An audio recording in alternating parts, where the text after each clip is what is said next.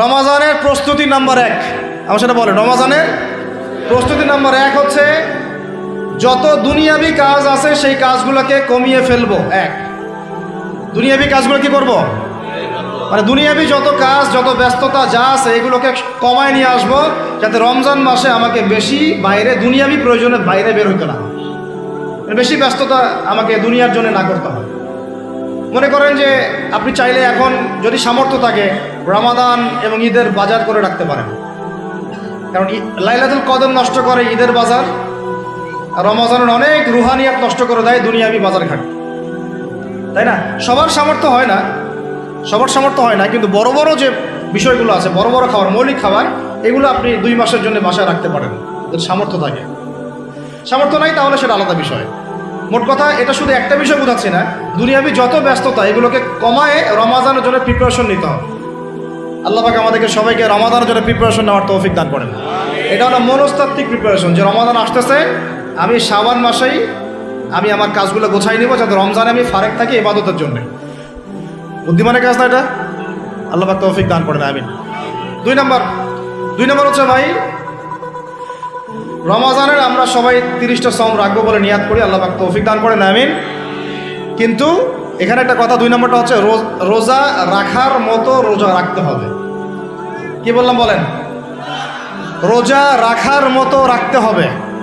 এটা কেন বললাম, কেন বললেন ভাই? উত্তর দিচ্ছিস। উপোস থাকা, না খেয়ে থাকা আর সওম রাখা এক জিনিস নয়। পানি ছেড়ে দেওয়া, খাবার ছেড়ে দেওয়া আর ইসলামী সওম এক জিনিস নয়। অনেক ধর্মের মানুষ খাবার পানি ছেড়ে দিয়ে থাকে, উপাস থাকে না? হাদিসের মধ্যে নবীজি বলেছেন যে ব্যক্তি রোজা রেখে অন্যায় কাজ ছাড়তে পারলো না, মানে আল্লাহর মাসিয়াত ছাড়তে পারলো না, এই যে কাবায়ের ফাওয়াহিশ এগুলো ছাড়তে পারলো না, অশ্লীলতা ছাড়তে পারলো না, মিথ্যা ছাড়তে পারলো না, বেহায়াপনা ছাড়তে পারলো না, তার না খেয়ে থাকায়, পানি না পান করায় আল্লাহর কিচ্ছু যায় আসে না। আর রোজার বিষয় বুঝলাম। রোজা কাকে বলে ভাই? মানে রোজা মানে হচ্ছে আমি আল্লাহ পাকের সমস্ত নিষেধ ছেড়ে দিব। কি করব? আল্লাহর সমস্ত নিষেধ। রোজা থেকেছি, পানি খাচ্ছি না, খাবার খাচ্ছি না, কার ভয়ে? গোসল করার সময় 1 ঢোক পানি খেলে কে দেখবে? এই চেতনা তখন কাজ করে না? চুপ করে 1 লোকমা ভাত খেলে কে দেখবে? কেউ দেখবে? আল্লাহ ছাড়া কেউ দেখবে? কেউ দেখবে না। তারপর আপনি খান না কেন? কারণ আপনি অনুভব করেন যে আল্লাহ পাক আমাকে দেখছেন। এটাই হলো ইহসান। এটার নাম কি? ইহসান। এটাই বলা হচ্ছে হাদিসে জিবরিলের মধ্যে, আনতা আবুদুল্লাহ কাআন্নাকা তারাহ, তুমি এমনভাবে আল্লাহর ইবাদত করো যেন তুমি আল্লাহকে দেখতে পারছো। ওয়া ইল্লাম তাকুন তারাহু, তুমি যদি আল্লাহকে দেখতে না পারো, জেনে রাখো ফাইন্নাহু ইয়ারাক, আল্লাহ পাক তোমাকে দেখছেন। এইটাকে বলে আল্লাহ কনসিয়াসনেস বা ইহসান বা তাকওয়া। আর তাকওয়া হাহুনা, তাকওয়া কোথায়? এখানে। আপনি সওমের আয়াতটা পড়েন, কুতিবা আলাইকুমুস সিয়াম কামা কুতিবা আলাল লাযিনা মিন ক্বাবলিকুম লাআল্লাকুম কি তাত্তাকুন, তোমাদের উপর সওমকে ফরজ করা হয়েছে ঠিক যেমন করে আগের উম্মতদের উপরেও করা হয়েছিল। উদ্দেশ্য হচ্ছে লাআল্লাকুম তাত্তাকুন, যাতে করে তোমরা তাকওয়া অবলম্বন করতে পারো। তাকওয়া মানে আল্লাহ কনসিয়াসনেস, এই যে আমি খাচ্ছি না, পান করতেছি না, আমি বিশ্বাস করি আল্লাহ আমাকে দেখতেছেন, এই তো। সেই বান্দা কেমন করে রমজান চলে গেলেই বেনামাজি থাকতে পারে? রমজান চলে গেলে কি আল্লাহ তাকে আর দেখে না? সেই বান্দা কিভাবে সুদ খায়, তখন কি আল্লাহ তাকে দেখে না? সেই বান্দা, একই বান্দা কিভাবে জেনা করতে পারে? মেয়েকে নিয়ে কেমন করে বাইকে ঘুরতে পারে? কেমন করে গায়রা মাহরামের সাথে আমরা করতে পারি, ফ্রি মিক্সিং করতে পারি? কেমন করে সে জুয়া খেলতে পারে? কেমন করে সে মাদক খাইতে পারে? কেমন করে সে আল্লাহ দ্রোহী আইন বাস্তবায়ন করতে পারে? যদি সে এই চেতনা থাকে যে আল্লাহ আমাকে দেখছেন, এই চেতনাটাকে বদ্ধমূল করার জন্যই রমাজান আসে। বলেন সুবহানাল্লাহ। আমি বুঝাতে পারলাম রোজা রাখার উদ্দেশ্যটা কি? ওই জিনিসটাকেই আমাদের ভিতরে ইনস্টল করাই হলো উদ্দেশ্য। লাআল্লাকুম, অবসর বলেন লাআল্লাকুম তাত্তাকুন। তাকওয়া কি কিনতে পাওয়া যায় বাজারে? এই যে আল্লাহ পাক আমাকে দেখছেন, আমি খাবো না, আল্লাহ আমাকে দেখছেন, আমি পান করতে পারবো না, আমার রেস্ট্রিকশন আছে, পিপাসায় গলা ফেটে যাচ্ছে একেবারে রোদের মধ্যে, তাও খাচ্ছি না কেন? কার ভয়ে? ওইটাই জীবনের সব ক্ষেত্রে বাস্তবায়ন করার জন্যই রমজান আসে। বুঝতে পারি নাই মনে হয়? ওই চেতনাটাই, একই চেতনাটাই জীবনের সবগুলো কাজে বাস্তবায়ন করার জন্য কি আসে? রমাদানের সওম আসে। আমরা শুধু রোজার ফজিলত নিয়ে বয়ান করি, রোজা রাখলে 70 গুণ নাকি হবে না, 70 গুণ হবে, 700 গুণ বাড়াই দিবে। মূল কথা ফজিলত তো ফজিলত পাবোই, মূল কথা এইটা, তাকেও অবলম্বন করতে হবে। আল্লাহ পাক আমাদেরকে তৌফিক দান করেন। কয়টা বলছি বলেন ভাই? 2টা মনে থাকবে। 1, দুনিয়াবি কাজ কমায় ফেলা। 2, কি রোজা রাখার মতো রাখা। 3 নাম্বার হচ্ছে, এটা আমার নিজস্ব একটা পরামর্শ আর কি। 3 নাম্বার হচ্ছে রোজা রাখার জন্য আমাদের সাহারি করতে হয়, ইফতার করতে হয়। এই তো আল্লাহর ওয়াস্তে সাহারি এবং ইফতারে মুসলমানের মতো খাবার খাবেন, জানোয়ারের মতো খাবার খাবেন না। সাহারি এবং ইফতার এই দুটোতে কি খাবেন? মুসলমানের মুমিনের মতো খাবার খাবেন, জানোয়ারের মতো খাবার খাবেন না। আল্লাহ পাক বোঝার তৌফিক দান করেন। মানে আমরা কিন্তু সাহারিতে কি করি জানেন? 7 পেট খাই। কয় পেট? নবীজি বলেছেন খাবে পেটের 1 ভাগ খাবার, 1 ভাগ পানি, 1 ভাগ, আবার বলি 1 ভাগ খাবার, 1 ভাগ পানি, 1 ভাগ। কার পেট খালি আছে এখন খাওয়ার সময় খাওয়ার টেবিলে? আমাদের ওস্তাদরা বলেন যে মুসলিম উম্মাহ, আমাদের ওস্তাদরা বলেন যে মুসলিম উম্মাহ খাবার টেবিলে হেরে গেছে সে কখনো জিহাদের মাঠে জিততে পারবে না। বুঝতে পারেন নাই? বুঝতে পারলাম না মনে হয়। যারা খাবারের টেবিলেই হেরে গেছি, এখানেই তো আপনি সুন্নাহ মাফিক খাইতে পারতেছেন না, প্রবৃত্তির কাছে হেরে গেলেন, গপ গপ গপ গপ করে খাচ্ছি 7 পেট ভর্তি করে। এখানে তো খাবারের সামনেই হেরে গেলাম, প্রবৃত্তির সামনে। সে আবার কাফেরদের সাথে জিতবে কেমনে? জিতবে আগে নিজের প্রবৃত্তির উপর জিহাদে তো জিততে হবে। আমার মন চাচ্ছে যে না করি, করবো না, এটার নাম জিহাদ, এটাও জিহাদ। মন চাচ্ছে সুদ খাই একটু, খাবো না, এটার নাম কি? জিহাদ। মন চাচ্ছে নামাজ না পড়ি, ঘুমায় থাকি, মন চাচ্ছে না, মন বলতেছে ঘুমাই ঘুমাই ঘুমাই, কিন্তু নামাজ পড়তে হবে। এই উঠলাম, ওযু করলাম, গেলাম, এর নাম কি? এটাও এক প্রকার কি, বরং নফসের সাথে জিহাদটা অনেক বড় জিহাদ বলা হয়েছে, বলা হয় নাই? এটা মানুষকে শক্ত করবে। একটা মেয়ে সেটা প্রেম করতে মন চায়, করবো না, ওকে দেখবোও না, যাবো না কাছে, এটা শক্ত থাকার নাম কি? এটা মনের নফসের সাথে কি বুঝেন? আল্লাহ পাক আমাদেরকে নফস শক্ত করার তৌফিক দান করেন। তো ভাই খাবার ইফতারেও এভাবে 7 পেট খাবেন না, সারিতেও খাবো না, কথা করি তো ইনশাল্লাহ। শোনেন, পরিমিত খাবেন, পুষ্টিকর খাবার খাবেন, পরিমিত খাবেন কিন্তু পুষ্টিকর খাবার খাবেন, তাহলে যথেষ্ট হবে ইনশাল্লাহ। আর এখনকার যে খাবার, এতে বেশিরভাগই ভেজাল। যত বেশি খাবো তত দ্রুত অসুস্থ হব। তো এই যে আমরা দিন দিন যে দুর্বল হয়ে যাচ্ছি, বুঝতে পারতেছেন না আপনারা? এটা দিন দিন যে আমরা আগের জেনারেশনের মতো শক্ত না। আমাদের দাদারা, তার দাদারা যেরকম স্ট্রং ছিলেন, আমাদের ইয়াংরাও কিন্তু অত স্ট্রং না। একটা ইয়াং ছেলেকে আপনি এখন 50 বছরের একজন মুরব্বীর সাথে পাঞ্জা লাগায় দেন, পারবে না, ওই চাচাই জিতবে। এটার কারণ হচ্ছে ভেজাল খাবার, ভেজাল পরিবেশ, ভেজাল সব কিছু। আমরা যা খাচ্ছি বেশিরভাগই বিষ। আর আল্লাহর কসম, এগুলো মনিটর করার দায়িত্ব সরকারের, এগুলো মনিটর করার দায়িত্ব প্রশাসনের। এদেরকে মোবাইল কোর্টের আওতায় নিয়ে এসে একদম 1 বছরের জন্য ঢুকাইতে ভিতরে। আইনের সঠিক প্রয়োগ হলে এমনি সিধা হয়ে যাবে। বাঙালিদেরকে শুধু মিষ্টি মিষ্টি কথা বলে কাজ হবে না, মাঝে মাঝে কঠিন শাসন লাগে। বড় বড় কান্ট্রিগুলো আপনারা দেখে আসেন, মনে করেন রাস্তায় ড্রাইভিংয়ের সীমা দেওয়া আছে 100 কিলো, ওরা যদি 110 120 চালায় কেউ কিচ্ছু বলবে না, কোনো ট্রাফিক পুলিশও নাই। মোবাইলে একটা মেসেজ চলে আসবে যে তোমার এই 1500 রিয়াল 2000 রিয়াল জরিমানা করা হয়েছে। দিবানা ড্রাইভিং লাইসেন্স বাতিল, ওটা বাতিল তো হবেই, 6 মাসের জন্য জেল খাটলাম। বাপ বাপ করে টাকা দিয়ে আসবে, টাকা না দিলেও আর ভয়ে চালাবে না। বাবারে বাবা, একবার 1500 রিয়াল খাইছি, আবার খাওয়া যাবে। আইন শুধু থাকলে হয় না, আইনের একদম কঠোর বাস্তবায়ন থাকতে হবে। এই জিনিসটা যদি থাকে দেখবেন সমাজ ঠিক হয়ে গেছে ইনশাআল্লাহ। আল্লাহ পাক আমাদের সবাইকে কথাটা মন থেকে বোঝার তৌফিক দান করুন। আমরা কি কারো শত্রু? আমরা সবার শুভাকাঙ্ক্ষী। যদি এই জিনিসটা শক্তভাবে বাস্তবায়ন করা যায়, দেখবেন খাবারের ভেজাল এমনি বন্ধ হয়ে গেছে। মানুষকে মেরে ফেলতেছে খাবার দিয়ে, আর 3 দিনের বাসি তেল দিয়ে রান্না করছে, বললো একদম টাটকা রান্না, খেয়ে ফেলে। এই যে কোলেস্ট্রল বেড়ে গেল, ক্যান্সার হচ্ছে। গরু ইঞ্জেকশন দিয়ে ফুলায় খাবায় মোটা তাজা করে ফেলায়, করে নাই? কি অবস্থা মানুষের বুদ্ধি! চালের মধ্যে এটা মিশাচ্ছে, ডালের মধ্যে ওইটা মিশাচ্ছে, পানির মধ্যে কি মিশাই দিচ্ছে, ড্রেনের পানি বলতেছে মিনারেল ওয়াটার। হ্যাঁ, ডাব খাবেন, ডাবের পানি আগে ইঞ্জেকশন দিয়ে বের করে ফেলাইছে, আগে খাই ফেলছে, অল্প একটু বাকি আছে, ওটার দাম ঢাকা আছে 150 টাকা। নিচ থেকে উপর পর্যন্ত আমাদের সমাজে খালি প্রতারণার প্রতারণা চলতেছে। এই কারণে আমাদের উপর থেকে আল্লাহর রহমত দিন দিন উঠে যাচ্ছে। আমাদেরকে সতর্ক হওয়া উচিত, আমাদেরকে সৎ হওয়া উচিত। সৎ হইতে পয়সা লাগে না। সৎ হইতে পয়সা লাগে? সবাই যার যার জায়গা থেকে ভালো হয়ে যায়, কিচ্ছু করা লাগবে না ইনশাআল্লাহ। আপনি মাদক খায়েন না, কেউ জোর করে মাদক খাওয়াবে? আপনি নিজে সুদ খায়েন না, কেউ জোর করে সুদ খাওয়াবে? এখানে কেউ মাদকের দোকান দিল, আমরা খাই না, ও দোকান নিয়ে চলতে পারবে না? টামটোপলা বাঁধে চলে যাবে, কি করবে? যাইতে বাধ্য সে। আমরা খাইলে সে ব্যবসা করবে।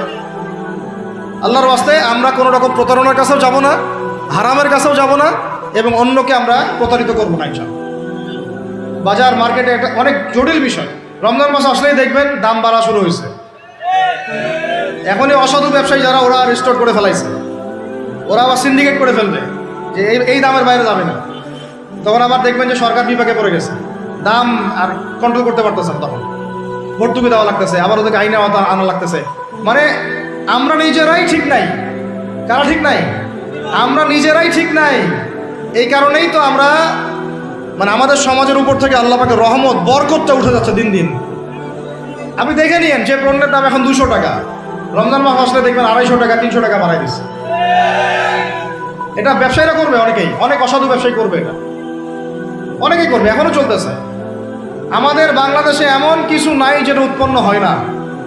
আমরা যদি আমাদের এখানে সঠিক জাকাত ভিত্তিক অর্থনীতি থাকতো এবং সততা থাকতো, ইনসাফ থাকতো, আমানত থাকতো, আমাদের জিনিস আমরা খেয়ে শেষ করতে পারতাম না, এরপর বাকিটা রপ্তানি করতে পারতাম।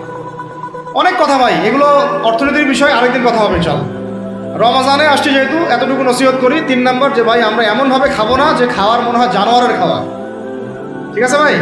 পুষ্টিকর খাবার খাবো, কিন্তু পরিমাণে কম। কম বলতে কি একবারে কম না, আপনার প্রয়োজন অনুযায়ী 3 ভাগ করে, 1 ভাগ খাবার, 1 ভাগ পানি, 1 ভাগ ফাঁকা, সুন্নাহ অনুযায়ী। আল্লাহ পাক তৌফিক দান করেন, আমিন। 4 নাম্বার হচ্ছে রমাদান মাস মানেই কোরআন। রমাদান মাস মানে কি? এই রমজানে আমরা সবাই বেশি থেকে বেশি কোরআন তেলাওয়াত করবো ইনশাআল্লাহ। কারা কারা পারি হাত তুলি? আলহামদুলিল্লাহ, হাত নামা। সবাই পারেন কোরআন তেলাওয়াত? মাশাআল্লাহ, মাশাআল্লাহ। এটাই তো চাই, বাংলাদেশের ঘরে ঘরে প্রত্যেক ব্যক্তি যেন কোরআন তেলাওয়াত করা জানে। এটাই তো আমরা চাই। এমন যদি হয় যে 100% মানুষ কোরআন তেলাওয়াত করতে পারে, 16 কোটি মুসলিম, দিন কায়েম হয়ে যাবে ইনশাআল্লাহ। ইনশাআল্লাহ, ইনশাআল্লাহ। ভিতরে কাজগুলো করেন, আল্লাহ পাক তৌফিক দান করেন। তো ভাই, কোরআন আমরা রমজানে বেশি থেকে বেশি পড়বো ইনশাআল্লাহ ভাই, ঠিক আছে? যারা পারি না, একটা লিমিট ফিক্স করি, কমপক্ষে দিনে 1 পারা, দিনে কমপক্ষে 1 পারা, তাহলে 30 দিনে 1 খতম হবে। ওকে, আরও বেশি পারি 2 পারা, তাহলে 2 খতম হবে। আরও বেশি পারি 3 পারা। এমন আমাদের ইমামদের যুগে, আমাদের 4 ইমামদের যুগে, সলফে সালেহিনদের যুগে প্রতিদিনই 1টা করে খতম দিতেন তারা। সুবহানাল্লাহ। তাদের সময় আল্লাহ বরকত দিয়েছিলেন। সুবহানাল্লাহ। সারা রাত জেগে তেলাওয়াত করতেছেন, নামাজ পড়তেছেন, দিনের বেলা তেলাওয়াত করতেছেন। রমজান মাস হচ্ছে কোরআন নাজিলের মাস। এই মাসে যে হতভাগা কোরআন পড়তে পারলো না, তার জন্য আফসোস করা ছাড়া কিছু করার নেই। রমজান মাসে কোরআন আগে পড়বো, কোরআন শিখবো। না পারলে কি করবো? না পারলে 1 মাসে শিখবো, অন্যকে শেখাবো, কোরআনের দার্স দিব, কোরআনের মাহফিল হবে, কোরআনের তাবলীগ হবে, কোরআন নিয়ে আলোচনা হবে ইনশাআল্লাহ। আমরা জানবো কোরআনের মধ্যে কি আছে। এটা জানার সবচেয়ে উত্তম মাস হচ্ছে কি? রমাদান। আল্লাহ পাক তৌফিক দান করেন, আমিন। যারা আমরা আরবি জানি টুকটাক ভাঙাচোরা, তারা আমরা এটার অর্থ পড়বো ইনশাআল্লাহ। যারা আমরা আলেম ওলামা আছে অনেকেই, যারা ইফতা দিয়েছি, দাওরা দিয়েছি, বা আমরা তালেব ইলম ওলামায়ে কেরাম যারা আছে, আমরা এই কোরআনের তাফসীরগুলো পড়বো ইনশাআল্লাহ। মানে কোরআনময় রমাদান। কোরআনময় কি? এবং চেষ্টা করবেন, আমার খুব ইচ্ছা হয় যদি আল্লাহ পাক আমাকে ক্ষমতা দিতেন, তৌফিক দিতেন, আমার ইচ্ছা হয় যে রমজান মাসে বাংলাদেশের যত মসজিদ আছে সমস্ত মসজিদে কোরআন শিক্ষা ফ্রি হয়ে যাবে। ভালো উদ্যোগ না? বাংলাদেশে কত মসজিদ আছে? 1000 না লাখ? লাখ না কোটি? হয়তো কোটি কোটি মসজিদ থাকতে পারে। প্রত্যেকটা মসজিদে যদি বিনামূল্যে কোরআন শিক্ষা কার্যক্রম করা যেত রমজান মাসে, 1 মাসে আপনি দেখতেন প্রায় মিনিমাম 5 কোটি মানুষকে কোরআন শেখানো যেত। তাও হাতে কলমে। তাও কি? হাতে কলমে। বই দেওয়া হতো ফ্রি, আর ওই যারা টিচার ক্লাস নেবে ওদেরকে বেতন দিব, ভাতা দিব সরকার থেকে। দেওয়া যায় না? দেওয়া যায় না? আচ্ছা, যদি গভর্নমেন্ট নাও দেয়, আপনারা জাকাত থেকে দিতে পারেন, সদকা থেকে দিতে পারেন, পারেন না? নিজেদের পকেট থেকে দিতে পারেন, নিজের ব্যবসা থেকে দিতে পারেন, এলাকা ভিত্তিক দিতে পারেন, কত উৎস আছে না?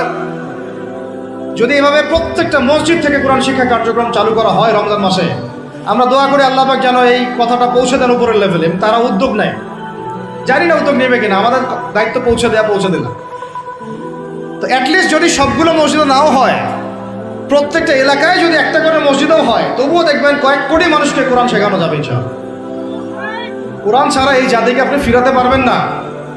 কোরআন ছাড়া এই যুবকদেরকে মাদক থেকে ফেরানো যাবে না।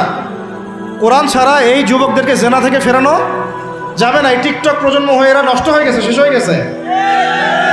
বাংলাদেশে আশঙ্কাজনক হারে এখন জেনা, ব্যভিচার, পরকী এগুলো বেড়ে গেছে। মাদক দ্রব্যের কি ছয়লা, এই যে গুন্ডামি, মাস্তানি, ছিনতাই কারা করতেছে? যারা ইয়াং ছেলে পেলে এরা করতেছে। এদেরকে ফিরাইতে হইলে কোরআন ছাড়া কোনো গতি নাই। আইএমএ জাহেলিয়াতের সেই মানুষগুলো কোরআনের আলোয় শ্রেষ্ঠ মানুষে পরিণত হয়েছে। কথা বুঝতে পারেন নাই? আইএমএ জাহেলিয়াতের সেই মানুষগুলা যারা একসময় নিজের মেয়েকে দাফন করেছিল জীবন্ত। ইন্না লিল্লাহি ওয়া ইন্না ইলাইহি রাজিউন। চিন্তা করা যায়?